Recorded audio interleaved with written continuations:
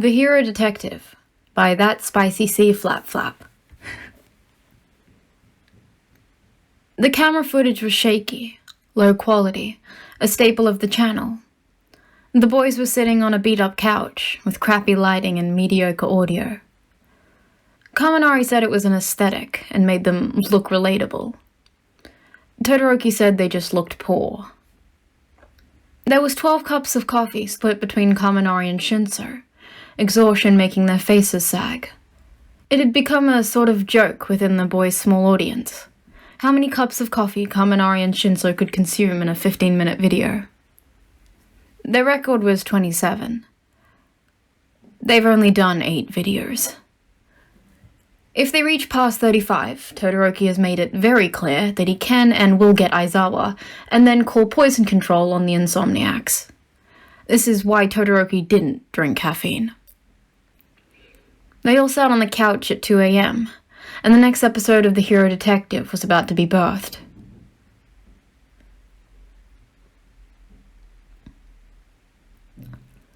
Like most bad ideas, this one sprouted from humble beginnings. Todoroki, the resident theorist, was simply gazing into space as President Mike was lecturing them on the difference between there, and there. Amongst his pondering, a note, nothing more and a bit of paper, passed over to his desk. He grabbed it.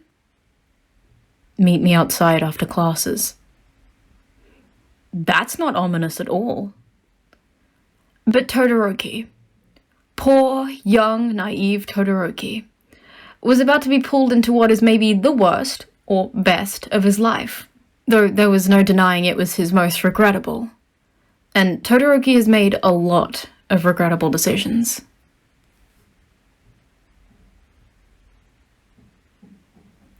Shinsou's done. Done with drama, done with life. Heck, he was getting to the point where he might be slightly done with UA. He had been sketching during class, as one does, drawing battles and hero costumes, and writing down possible names, and all that one does. Class was peaceful. 1C, not the rowdiest class. That title will always and forever go to 1A. God, those assholes are going to become school legends. He wanted in. His class wasn't super special. Everyone was smart, yes. Top of their class at their junior highs, but so was everyone else at UA. Junior school for genius kids. The general studies, while not as extremely prestigious as the hero, business, or support classes, was still top in the country. In the world. But that's all they were. Genius kids at a genius school. They didn't stand out.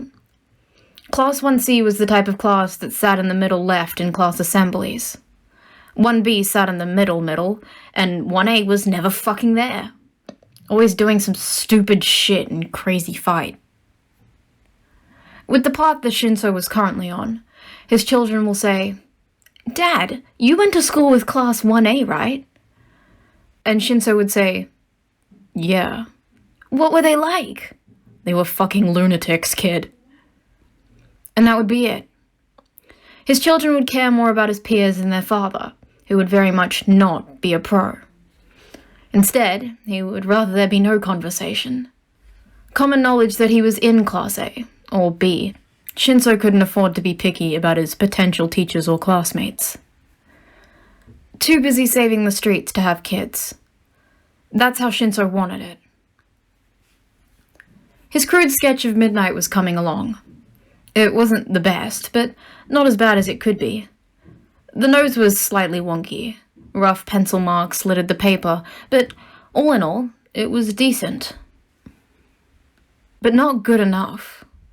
If Shinsou was ever going to even think about joining the hero course, which included usurping one of the unfairly overpowered A or B students of their seat, and Shinsou is well aware that those kids don't go down without fighting tooth and nail, and any other body part at their disposal.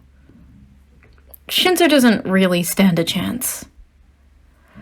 But Shinsou is going to work his ass off even if he fails. He holds the ideology of a true hero course student, but maybe a few more self-preservation skills. Definitely a few more self-preservation skills. It was those epic self-preservation skills that set off warning bells in his head when he found a note on his desk. No inclination onto how it got there. Shinsou looked up at his teacher and saw they weren't looking. Perfect. He unfolded the note, cautiously, he may add, because of his dope-ass self-preservation skills. Meet me outside after class. That's not strange at all.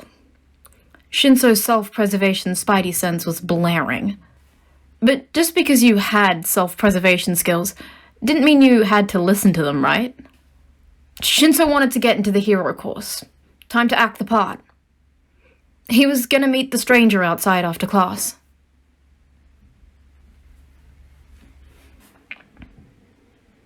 Bad plan. Bad plan. Kaminari from 1A was waiting outside his classroom. Nope. No. Not happening. Shinsou remembers when he said he wanted to join the hero course. Fully immerse himself in their knowledge and power. He takes it back. He doesn't need to be a hero that bad. He can become a vigilante instead, or work customer service. Scratch customer service. Killing one for all with dull knitting needles would be a walk in the fucking park compared to the soul-crushing perils of a customer service job. He could be a vigilante or homeless. How bad did he really need to be in his idle, half-mentor, occasional trainer's class, even though Eraserhead has done more for him in a few months than most adults have done in years? How bad did he really need to be in one of the arguably best hero course classes to ever enter UA? Shinsou has seen the news, heard Aizawa. When those beasts get unleashed on the streets, villains be fucking aware. You're gonna get your asses handed to you. But still, how badly did he really need that? Shinsou could keep walking, not deal with the shit that would undoubtedly transpire all around him as soon as he so much as spoke to a student of 1A. They were Murphy's Law. Shinsou has heard some of the weird crap from the older students. Heat strokes, kidnapping, bombs? Surrounded by that, Shinsou's blood would have turned to caffeine. He remembered hearing Aizawa say, "There's blood in my caffeine," before the man promptly passed out, muttering about, "Damn UA children." His spidey senses are cringing. The bad idea sirens blaring like a boat horn. In no universe was this a good idea. Well, neither are the majority of 1A's plans, and they seem to be alive. Well, barely alive.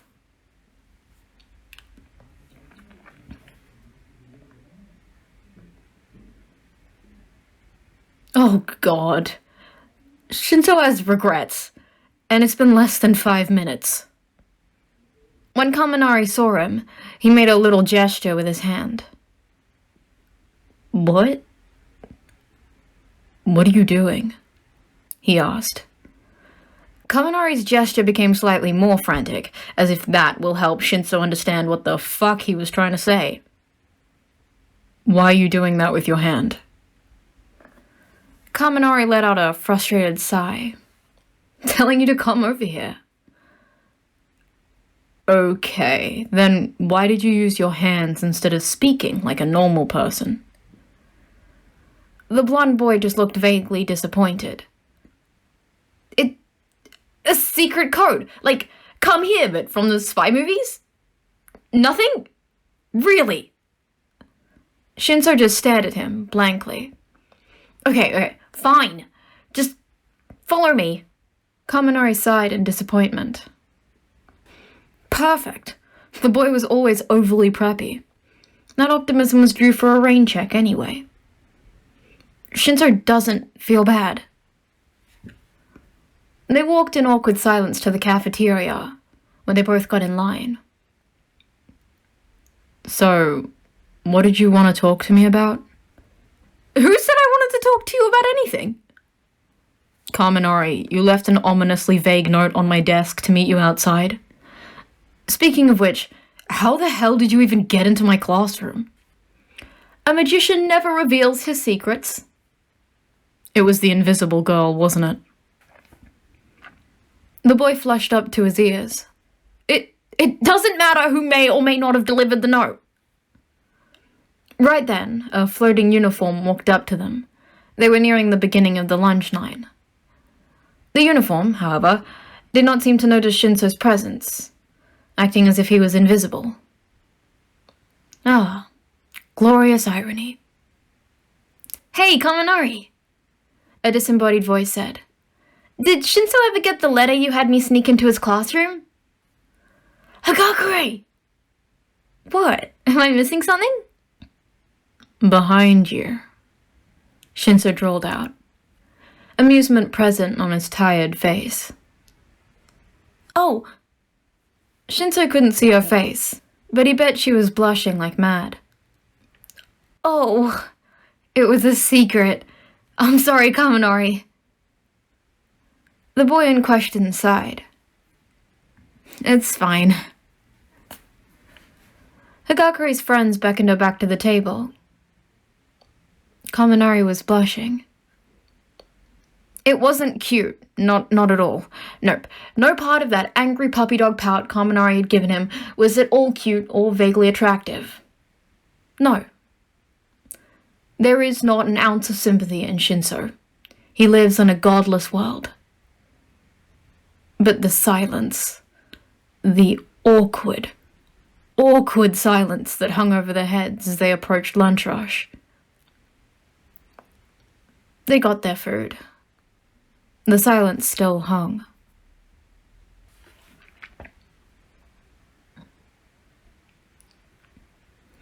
Shinsou and Kaminari walked side by side, an odd sight for the other residents of the cafeteria. The strange pair garnered stares from the rest of the students. "Is that Shinsou? Wait, why is he walking past us?" "Oi, why is Sparky hanging out with that loser from Gen Studies?" Is Shinsou talking to a hero course student?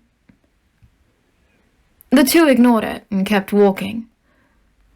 Shinsou wasn't sure where they were going, but he ultimately decided that his day couldn't have gotten any weirder.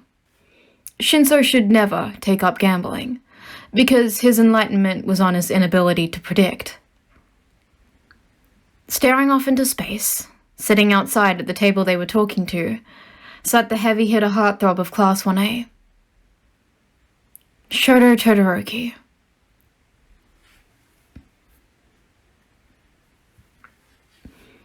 Now, Shinsou couldn't deny the sexual appeal over the unfairly handsome pretty boy, miracle of genetics that is Endeavor's son. Shinsou is sure that the only thing that's protecting the poor boy from the threat of immense eye-fucking from horny teenage girls and boys was Todoroki's personality. Something about the aloof boy's innocence makes potential admirers feel unorthodox, like a dirty creep taking advantage of a small, clueless child. Either way, Todoroki was sitting at the lunch table that he was walking towards. With Kaminari. Check convoluted murder plot off the list of things the electric boy may bring him into. Shinsou may think that Kaminari is strong, and funny, and no, not smart academically, but so bright and really, really pretty. But Shinsou was more than 100% certain that Todoroki would kick Kaminari's lightning-bolted ass very hard. They got to the table and sat down. Todoroki's gorgeous eyes, though a close contender, nothing could compare to the beauty that speckles Kaminari's. But Shinsou doesn't like him, per se. No, Shinsou just isn't blind. Obviously. The two-toned boy's eyes met with Shinsou, and the purple-haired teen had a sudden, ominous feeling. This is probably gonna go badly. Very badly. Kaminari sat down. Okay, so I had an idea. Shinsou smirked. That's a dangerous path. Hey! Hey, it was a good plan. Then feel free to share with the rest of the class. That's what I'm trying to do. Kaminari huffed. Okay, so. Shinsou,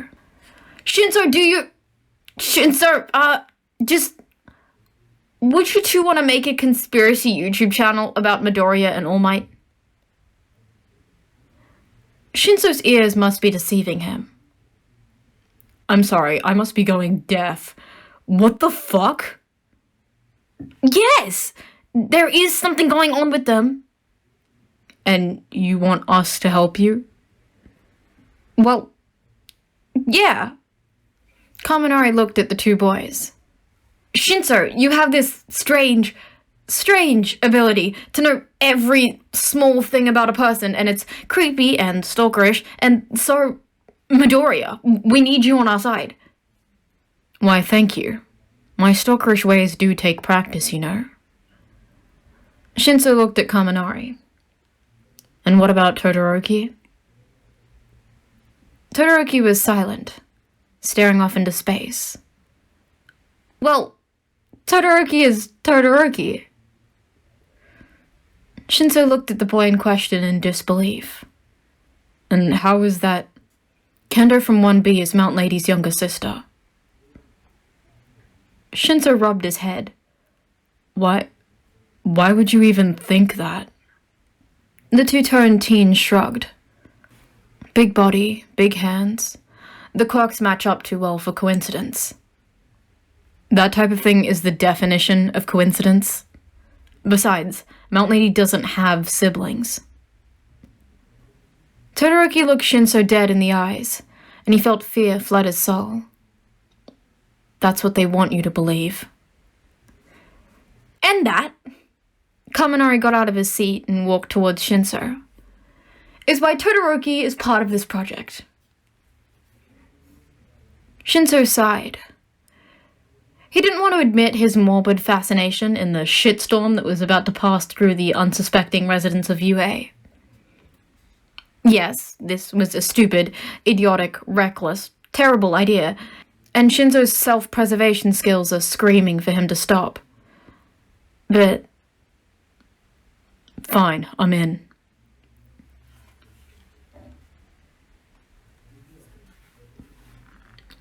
Shinsou used to think of Shoto Todoroki as a ridiculously overpowered, cold, quiet loner type that let his anger fester until Todoroki came out as the beast he was on the battlefield. Nope, turns out Shinsou was very wrong. Shoto Todoroki is maybe the most socially awkward person he has ever met, which is saying a lot because Shinsou is currently a high schooler. Todoroki, as powerful as he is a gullible, easily excited, over-imaginative toddler who is a closeted conspiracy theorist and surprisingly self-sufficient. Todoroki is basically a glorified toddler, just without the violent tantrums. Shinsou never thought that working with a glorified toddler would be more favorable than talking to Bakugo, but hey, this is UA, where dreams come true. Those dreams that also include the startling nightmares that one has after a caffeine-filled night of tears and Taylor Swift. Viva la Americans, Shinsou hopes to God he will never have to go there and relive the Swiftie frenzy. Shinsou surely has PTSD from that night. Either way, Shinsou and Todoroki are now business partners. Employees for the same company. Comrades, compadres. Dare Shinsou say, friends? That's great and all, but Shinsou would rather they not become well acquainted with each other at this particular time. Did we have to start our little project at 2 in the fucking morning? Kaminari just looks at Shinsou. You act as if you were sleeping, insomniac. Takes one to know one. What? Hey! Oh, hush. Stop getting your panties in such a twist. Kaminari only blushed, which, for the record, is in no way cute, adorable, or at all appealing. Nope. Not at all. Shinsou, how would you know that? Todoroki asked. full attention on Shinsou. To be honest, it made the boy vaguely uncomfortable. Know what? If Kaminari's panties are twisted, they aren't visible. The two-toned boy looked straight at Kaminari. You may want to fix that. It sounds uncomfortable. Kaminari looked mortified. Perfect. No! Todoroki, he meant... My panties aren't... I'm not... The boy's teen's tomato cheeks were the most prominent part of his face. And not at all sweet or charming, no. Todoroki, it's an expression, Shinsou called, smirking at the hilarity and naivety of Todoroki. That doesn't make sense. How does the state of Kaminari's underwear relate at all to the current conversation? The worst part of this was the fact that Todoroki looked genuinely curious, like he hasn't ever heard the phrase before. Shinsou looked at Kaminari. Please tell me he's joking. I feel like I'm cursing in front of a 4-year-old. The blonde just sighed. Todoroki has a sarcastic streak a mile wide, but I don't think he's joking. He comes from a... Kaminari took another glance at Todoroki. Traditional family. Todoroki was still looking at them expectantly. It's a phrase you use for someone who is acting over-emotional. Hey! I was not acting over-emotional! Or if they have a stronger reaction than necessary for the current situation. Someone's a walking dictionary. Shinsou laughed. See, I, friendless, alone, spend my time with my one true love. Google search. Kaminari laughed, and Todoroki just looked confused. I thought Google was a search browser. It is. Then how can it be your one true love? Shinsou looked at Todoroki and sighed. The more I speak to you, the more I feel I'm stealing a childhood innocence. Kaminari cackled. Oh, you most definitely are. You should be glad there's no evidence. Shinsou suddenly glanced over to the table, as if he remembered something that he really should have noticed sooner. Kaminari, are we being recorded right now? Yeah. Why? Evidence, you dumbass. I don't want that Uraraka girl to come beat my ass because I've corrupted a child. You, Kaminari, and I are the same age. How am I a child? Todoroki was ignored.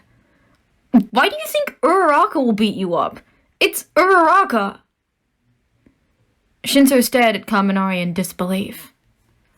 Yeah, it's Uraraka. That girl would kick my ass so hard that shit will start coming out of my mouth. I don't think it's psychologically possible for that to happen, Shinsou. Shinsou waved his hand back at Todoroki. It's an expression. Like get your panties in a twist? What does that even mean? Oh God. Shinsou put his face in his hands. It's worse coming from him. He glared at Kaminari. This is why I don't talk to people at 2 fucking a.m. Well, I'm sorry, fellow insomniac. The only time we could do this was at 2.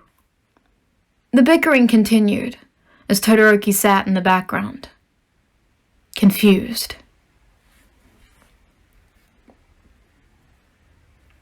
Eventually, they uploaded their first episode. Todoroki was their cameraman.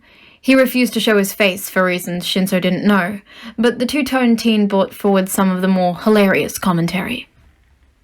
In fact, in the video, there was an interaction that went something like this. So you may think we're just another crazy conspiracy channel. Like the Flat Earthers and American moon landing never happened. Yes, we are neither of these. As everyone should know, the moon doesn't exist. Russia made it up. And that was the conversation. It got maybe 1,000 views, and the subscriber number is more than they could have ever hoped for. Comments expressing the joy of their small, albeit growing audience filled their hearts. Shinsou felt like more than a kid with just brainwashing. People wanted to talk to him for once, and it was an amazing feeling. Not as amazing as the way he felt when Kaminari looked at him, though. Kaminari cornered the two at lunch the next day. Okay, so just put these on your uniform and we can use the footage as evidence. Todoroki picked one up and rolled it around in his hands. Shinsou just looked at Kaminari. You gave us spy cameras. Yeah, they're cool. This isn't Mission Impossible. That's what you think. Shinsou shouldn't be interested. Ever since this project started, he shouldn't be intrigued by one bit of it. But he is. And this is gonna be one hell of a ride.